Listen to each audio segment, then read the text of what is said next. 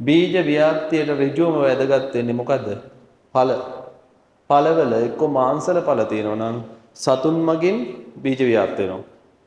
ඒතර සත්වය විලකාන අඹ ගෙඩියක් නම් අඹ ගෙඩියේ තියෙන මාංශල ඵලය නිසා තමයි සත්තු වෙන්නේ. නැත්නම් අඹ ඇට විතරක් හැදිලා අඹ ගහක් තියෙනවා. අඹ ගහක් තියෙනවා අඹ ඇට විතරයි තියෙන්නේ.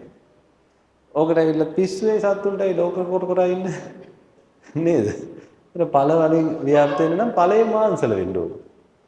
ඒතර සුලඟ මගින් නම් සැහැල්ලු අර පත්‍ර වගේ ව්‍යුහ හරි මොනවා හරි ඒ වගේ පිහාටු වගේ ව්‍යුහ හරි මොනවා හරි ඒව හැදෙන්නේ කොහෙන්ද? බීජයෙන් හැදෙන්නේ නැහැ ඵලයෙන් හැදෙන්නේ. ඊළාට ජලය මගින් නම් පොල් ගෙඩියක් කියන්නකෝ පුවක් ගෙඩියක් කියන්නකෝ තන්තුමේ ආවරණයක් තියෙනවා. ඒක සැහැල්ලුයි. සමහරට වාත කෝෂ තියෙනවා. හරි? ඒතර එයාට පාවෙන හැකියාවක් තියෙනවා. ඒ නිසා ඒක ඵලයේ ලක්ෂණයක්. හරි? ස්පෝටනේ නම් රබර් ඇට වගේ පුපුරලා යන්නේ. රබර් ගස් දැකලා තියෙනවද? දැකලා නැත්නම් ජීවිතේ ලැබුණේ නැහැ. රබර් ගහක් දැකලා නැහැ. හරි? රබර් රත්ත කැවිදලා තියෙනවද? ඒ වගේ ගොම් ප්‍රශ්න අහන්න නැතුව ඉන්න බැරිද?